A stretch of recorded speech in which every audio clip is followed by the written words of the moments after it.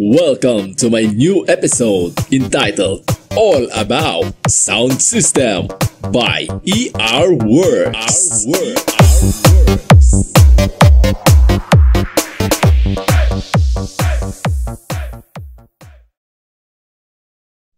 So, hello mga boss! Kamusta ang buhay-buhay natin dyan?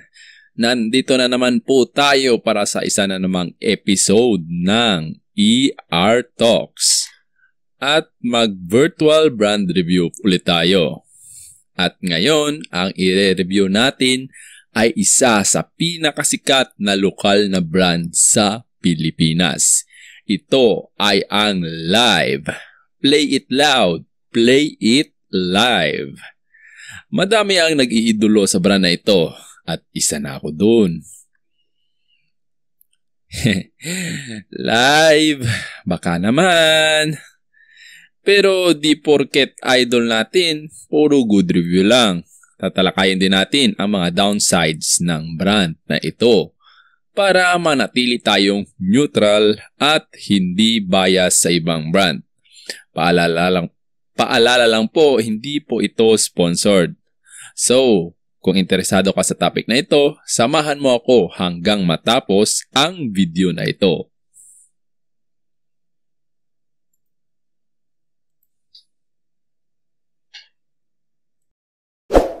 Teka. Bago tayo magsimula, siguraduhin muna na nakasubscribe ka na at nakahit na ang notification bell para updated ka sa mga bagong upload. Paki-follow na din po ang aking FB page para kung sakaling may giveaway ako, kasali ka. Malay mo, ikaw pa makakuha. O diba, natuto ka na, nanalo ka pa. So, ngayon, simulan na natin ang discussion natin about sa Live brand. At ang topic natin ay konting introduction and history about sa amplifiers and speakers and other products ni Live. Tapos yung budget range ng Live brand at ano ang advantage at disadvantages nito kumpara sa ibang brand. Tapos tatalakayan din natin ang quality and durability, aftermarket supports, parts availability, and repairability. So, umpisa tayo sa introduction ng Live brand. Ang Live brand ay lumabas sa market noong year 2008 at ito ay unang sumikat sa Iloilo, which is na-demo sa sikat na sounds tulad ni Ocean Star, Disco Mobile at kalaunan ay ginamit din ng maraming sikat na sound system. At sa unang labas pa lang ng Live brand, parang nakitaan na mas angat ito sa ibang brand pagdating sa Battlefield. Ang unang mga products na sumikat nito ay ang Ultimate Battle Amp, tapos yung Battle Series ng kanyang speaker which is Battle 18. At lumabas na din yung Tsunami Series niya, which is hanggang ngayon may gumagamit pa sa Battlefield. Akalain nyo, yung ilang years na yon. So, hanggang pumutok talaga ang brand na ito dahil sa domination nito sa ibang speakers, especially sa speakers po. So, parang medyo nashock pa yung mga ibang brand kasi naglabas bigla si Live ng high power na speaker. So, medyo natagalan yung ibang brand bago nakapagpalabas ng tatapat sa Battle Series at Tsunami Series ni Live. At hanggang ngayon, updated pa rin si Live sa paglabas ng mga high-powered speaker at ang latest nito ay i8 Evo na D21. So, meron pang kasunod dyan pero hindi pa ata nilalabas ni Live sa market. At meron ding D24. At pagkatapos nung domination niya sa speaker, sa Ultimate Battle Amp at sa Battle Series, lumabas din yung kanyang FET Series kasabay ng Tsunami Series na speaker. At doon, nauso na yung mga high-powered na amplifier. Yung monoblock niya na 10K. So, Dati kasi maliliit lang yung mga amplifier gaya ng Crown, Krell, Lexus na 1.8, Krell C825. So si Live naglabas ng high-powered na amplifier. Kaya naging mainit ang kompetisyon ng mga brands sa pataasan ng wattage. At kahit ngayon, si Live pa rin ang isa sa mga unang naglalabas ng mga dambuhalang amps simula sa Live FET 20K niya hanggang naglabas din ng mga mahahabang series. At ang isa sa unang naglabas ng 6 RU na amplifiers, which is yung tank amp at saka yung category amp niya. At hanggang ngayon yung mga bagong amp na sobrang haba, malaataol na kahaba. Grabe talaga ngayon yung mga amplifier, no? Kawawa nga lang yung tagabuhat. Kailangan magbaon talaga ng salon pass. Amakin nyo gaano kabigat yung isang amplifier lang. Ilang amplifier yung bubuhatin nyo. Punta naman tayo sa budget or price range ng Live. Ang Live ay kilala na medyo mataas konti ang presyo nito. Kasi nga high quality at high powered naman talaga yung mga products niya. At namamayagpag talaga ito sa Battlefield. So, medyo pricey ito kumpara sa ibang brand. Pero, naglabas din si Live ng middle budget at budget meal prices na mga gamit at mga amplifiers.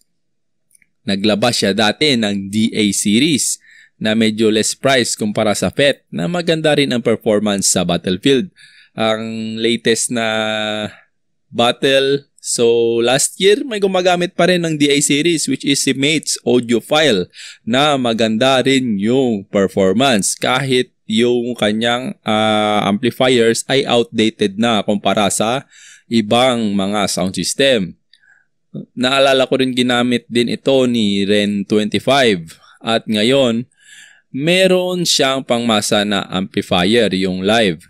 Ito ay ang Grandmaster at ang bago ngayon yung Shockwave. Kaya marami na naka-avail ng Live amps kahit na pang bahay na set kasi meron na yung Grandmaster na Live. At meron din na siyang pang budget meal na speakers. Pero hindi masyadong budget meal kumpara sa iba. Medyo may kataasan lang ang price kesa sa ibang brands na same specs. At meron din silang mga processors na sakto lang din naman yung presyo. Hindi lang siya budget meal, hindi din sobrang taas yung presyo. So, proceed tayo sa advantages ni Live kumpara sa ibang brands. So, medyo angat pa rin talaga si Live sa tagal niya na sa industriya. Pero kahit yung mga pioneer brands like Krell, Crown, and Lexus, yung Lexus medyo nakakahabol pa. So, ngayon, yung iba naiwan na talaga ni Live. Kaya marami yung umiidolo at tumatangkilik sa brand na ito. At isa na ako dun. Advantage talaga ni Live ay yung tibay ng kanyang products. No doubt, durable talaga yung power, yung kanyang mga products. At yung power ng kanyang mga products ay high-powered talaga at quality ang build. At kahit medyo may kamahalan, sulit pa rin talaga yung pera mo. At advantage din ni Live, updated siya maglabas ng mga products. So, sinasabayan niya talaga yung ibang brands sa may market. Kung maglabas yung ibang brand, maglalabas din siya ng kanyang version. At kung hindi pareho, mas malakas pa sa ibang brand. So, tapos na tayo sa advantage, punta naman tayo sa disadvantage at downsides. Ang major ata na downside ni Live ay ang presyo. Medyo masakit talaga sa bulsa. Mapapangiwi talaga yung mukha mo sa presyo ni Live, lalo sa mga high power na products niya. Kahit kung mura lang sana yung Live, mag-straight Live ako. Kaso, medyo alanganin yung budget natin. Para lang talaga yun sa mga mayayaman at sobra-sobra na yung pera. isa pang downsides ay mahal yung mga parts niya kasi nga high power, yung parts na ginamit doon ay mga high current rating, high voltage rating, yung mga pang-welding machine na nga yung ibang parts na ginagamit doon.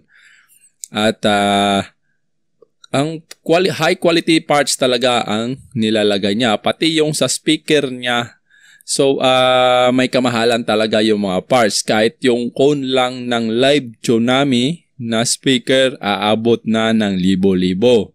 So, tsaka isa pang downsides ni Lives, kung baguhan na tech ang mag-aayos ng kanyang amplifier, medyo mahihirapan talaga kung di niya kabisado ang circuit nito, which is tatalakayin natin maya-maya.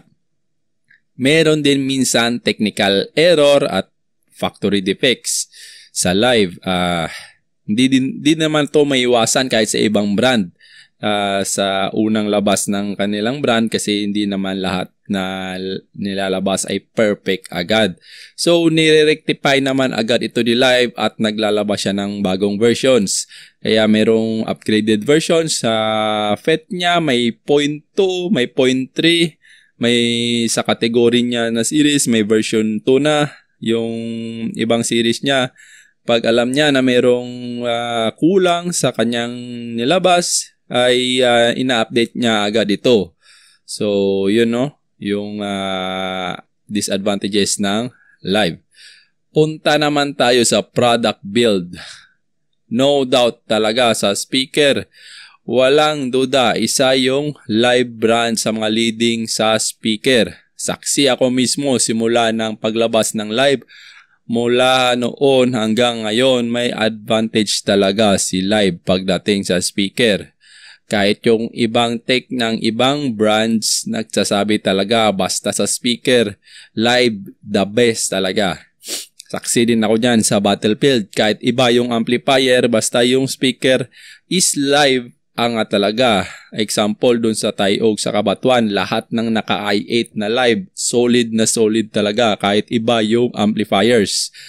At ako mismo, nakagamit din ako ng Live na speaker. Nagsimula ako sa 700 watts na D15, tapos nag-upgrade ako sa Tsunami na 2000 watts, at nag-upgrade ulit sa Tsunami na D18 2000 watts. Lahat na yon, walang naging problema sa akin kasi pang service lang naman, ni minsan hindi talaga nagka-problema at di talaga ako binitin sa kanyang lakas. Pero nabenta ko na rin lahat yon kasi nag-upgrade na tayo sa D21. Pero hindi na Live kasi hindi na kaya ng presyo natin yung D21 na Live. So mabigat na sa bulsa. Pero baka pala rin tayo sa susunod, malay mo makabili din tayo niyan. Pangarap ko talaga yung Live na D21. Pero akalain nyo hanggang ngayon yung mga speaker na binenta ko dati still kicking pa rin in how many years na yon. At yung iba hindi pa brand new yung binili ko, second hand din yon. So sa budget meal side naman pala ng Live, kilala na ata to ng lahat, ang walang kamatayang Live Pro Series. Na outstanding talaga ang performance kahit ngayon. Kahit isabak pa yan sa battle, hindi yan papahuli kahit 1000 watts lang yan. So, isa din na yung binanggit ko kanina, isa sa advantage ni Live ay updated siya maglabas ng mga high-powered amps. At isa pa, iba ang circuit nito kumpara sa mga common rebranded na amps. Kung mapapansin nyo, ang mga common rebranded na amps halos pare-pareho yung circuit na ginagamit. May nire-revise lang sila konti kung may mga sarili silang tech. Pero yung kay Live, iba talaga. Kasi ang base circuit ng Live ay kinuha sa QSC RMX series. Sa differential niya at sa stepper niya, which is isa sa mga quality brands sa buong mundo. So alam na natin na quality talaga yung Live dahil yung base ng kanyang circuit ay galing sa malaking brand. Kaya no doubt talaga sa quality nito. Punta naman tayo ngayon sa after sales support. Hindi lang ako sure sa warranty terms ni Live kasi hindi naman ako nakabili ng brand new na Live. Pero alam ko maganda din yung warranty terms niya kasi may mga ilan-ilan ako nakita na may mga cases na factory defect or mga problem sa Live ay naibabalik pa din naman nila ang amps nila. Tsaka madali naman makontak ang supplier ng Live. Pwede mo siya i-message sa FB account na Live Power Max. In fairness mabilis siyang sumagot kahit sa mga inquiries lang. Ako nga, second hand lang yung mga Live ko na speakers dati pero lahat ng messages at inquiries ko sa kanya, nire-replyan niya. Shout out pala sir, Live Power Max. So, sa parts availability naman at repairability, sa parts ni Live, medyo may kamahalan ang mga parts nito kasi mga high current nga at high voltage yung mga parts niya. Pero may makukuhaan naman, hindi naman mahirap hanapin. At sa repairability naman ito kung masira, dapat talaga sa mga bihasang tech mo ito dalhin. Kasi iba po yung circuit ni Live kumpara sa mga common rebranded na China amps. Yun nga, yung QSC, yung base circuit ni Live. At yung Live is hindi pareho sa ibang brand na yung stepper niya is common sa lahat. Yung stepper ni Live ay iba talaga yung kanyang circuit. So, dapat, balik tayo, no? Dapat idalhin nyo sa bihasang tech yung Live na brand nyo, lalo na yung mga malalaki. At minsan kasi yung parts ni Live ay burado. Pero kung mga bihasang tech na alam na nila yung value ng parts na ito. So, kung may nagka-problema yung Live nyo at hindi nyo alam kung saan ito dadalhin, marami din namang mga kaibigan tayo na kabisado na ang brand na ito. Sa tagal na nito sa market, no? For example, sa Luzon area, pwede nyong i-contact si Boss Keptron. Sa Iloilo naman, nandyan si Boss Wilson Magtanong. At sa Cebu, si Sir Mark Fido Didotech. Nakagawa na pala sila ng clone na stepper module ng Live. So, kung sa stepper yung problema ng Live amps nyo, meron na sila. Isasalpak na lang. Shout out sa inyo dyan, sir, no? Tapos, sa Mindanao naman, nandyan si Boss Latoy Mendoza. So, kung Mindanao area kayo, PM nyo lang si sir. So, expert na yan sa mga amplifiers. Gumagawa din yan ng mga amplifiers. At kung may problema kayo sa Live amp nyo na hindi nyo alam kung saan dadalhin, post lang kayo dun sa group natin. At i-refer ko kayo kung sino yung malapit na tech sa inyo. Baka may kakilala tayo dyan. So, for our conclusion sa Live brand, isa talaga ito sa pinakamatibay na brands, walang duda. Since una nitong paglabas, sinubaybayan ko talaga ito at may reputasyon na talaga itong brand na ito pagdating sa tibay, quality at especially sa speakers nito. At yun lang, medyo pricey pero sulit naman ang pera mo. At kung minsan may mga errors, defects, natural na lang yan kasi wala namang perfect na brand pero nare-rectify naman agad ni Live. So, pasalamat tayo, no, kay Live kasi isa siya sa mga nagbago sa sound industry. Kaya ngayon, mga high-powered na talaga halos karamihan ng mga amps at speakers. At kung gusto nyo pala ng Live plates at stickers, visit my Shopee account na nasa description. So, bestseller ko pa yung Live simula nang gumawa ko ng plates. Doon pa lang, makikita mo na kung gaano kadami ang nag-a-idolize sa Live. So, yun lang muna sa ngayon, no? Baka pala rin tayo sa susunod, makapag-demo tayo ng Live products. Abang-abang na lang. At palagi kong sinasabi sa inyo, kung may mali man ako nasabi, feel free to correct me dahil hindi po tayo perfecto, tao lang po tayo. matanggap ako ng mga comments, suggestions, at clarification sa aking video. So, yun lang po, no? Maraming salamat pa rin po sa pagsuporta dito sa ating munting YouTube channel. So, hanggang dito lang muna at abang-abang naman sa next episode natin dito sa ating ER Talks. Most probably, virtual brand review naman sa susunod. So, ituloy-tuloy na natin to. So, yun lang po, no? Maraming salamat po ulit.